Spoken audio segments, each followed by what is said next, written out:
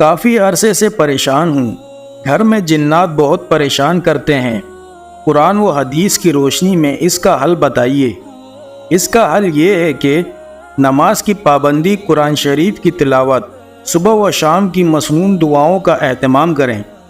گھر میں داخل ہو کر گھر کے چاروں کونوں میں آیت الکرسی پڑھ کر دم کریں۔ حضرت عبد الرحمن بن عوف رضی اللہ تعالیٰ عنہ گھر میں داخل ہوتے ہی گھر کے چاروں کونوں میں آیت الکرسی پڑھ کر دم کرتے تھے۔ سورہ بقرہ گھر میں پڑھیں۔ اس کی تائید میں 13 حدیثیں نقل کرتا ہوں۔ غور سے حدیثوں کو پڑھیے اور ان پر عمل کیجیے۔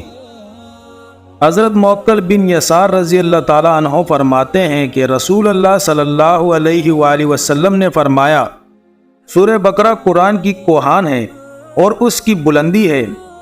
اس کی ایک ایک آیات کے ساتھ 80 فرشتے نازل ہوئے تھے، اور بالخصوص آیات الکرسی تو خاص عرش تلے سے نازل ہوئی اور اس سورت کے ساتھ ملائی گئی۔ سورہ یاسین قرآن کا دل ہے۔ جو شخص اسے اللہ تعالیٰ کی رضا جوئیں وہ آخرت طلبی کے لیے پڑھے، اسے بخش دیا جاتا ہے۔ اس سورت کو مرنے والوں کے سامنے پڑھا کرو۔ مسند احمد، صحیح مسلم، ترمذی اور نسائی میں حدیث ہے کہ اپنے گھروں کو قبریں نہ بناؤ۔ جس گھر میں سورہ بقرہ پڑھی جائے وہاں شیطان داخل نہیں ہو سکتا۔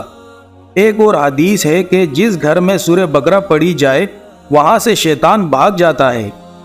ابن مردویہ میں ہے کہ حضور اکرم صلی اللہ علیہ وآلہ وسلم نے فرمایا، میں تم میں سے کسی کو ایسا نہ پاؤں کہ پیر پہ پیر چڑھائے پڑھتا چلا جائے لیکن سورہ بقرہ نہ پڑھے۔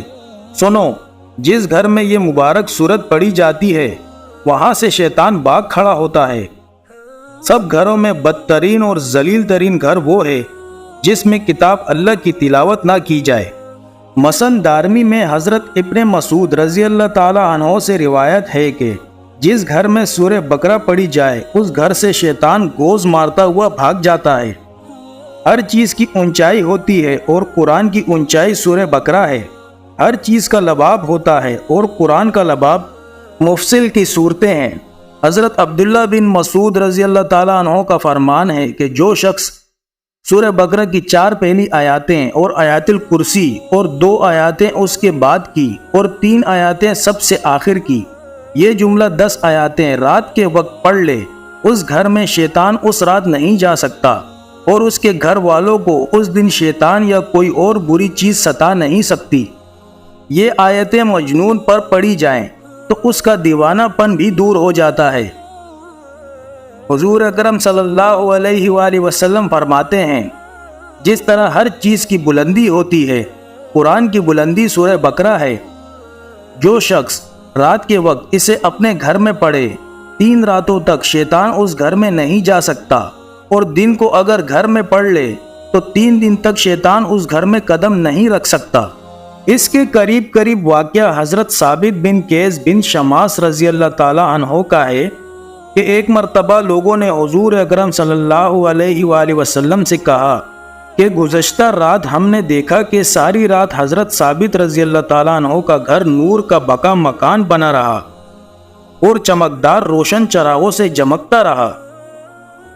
حضور اکرم صلی اللہ علیہ وآلہ وسلم نے فرمایا، شاید انہوں نے رات کو سورہ بقرہ پڑھی ہوگی۔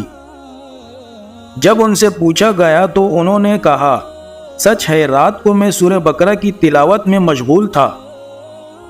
نبی کریم صلی اللہ علیہ وآلہ وسلم فرماتے ہیں کہ سورہ بقرہ سیکھو، اس کا لینا برکت ہے اور اس کا چھوڑنا حسرت ہے۔ جادوگر اس کی طاقت نہیں رکھتے۔ پھر کچھ دیر چپ رہنے کے بعد فرمایا، سورہ بقرہ اور سورہ آل عمران سیکھو، یہ دونوں نورانی صورتیں ہیں۔ اپنے پڑھنے والے پر سایبان یا بادل یا پرندوں کے جھنڈ کی طرح قیامت کے روز سایہ کریں گی۔ مسند احمد کی ایک اور حدیث میں ہے کہ قرآن اور قرآن پڑھنے والوں کو قیامت کے دن بلوایا جائے گا۔ آگے آگے سورہ بقرہ اور سورہ آل عمران ہوگی، بادل کی طرح یا سایبان کی طرح یا پر کھولے پرندوں کی جھرمٹ کی طرح۔ یہ دونوں پروردگار سے ڈٹ کر سفارش کریں گی۔ ایک شخص نے اپنی نماز میں سورہ بقرہ اور سورہ آل عمران پڑھی۔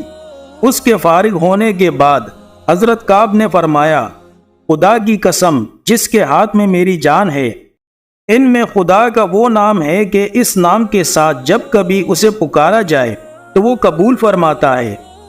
اب اس شخص نے حضرت کعب سے عرض کی کہ مجھے بتلائیے کہ وہ نام کون سا ہے۔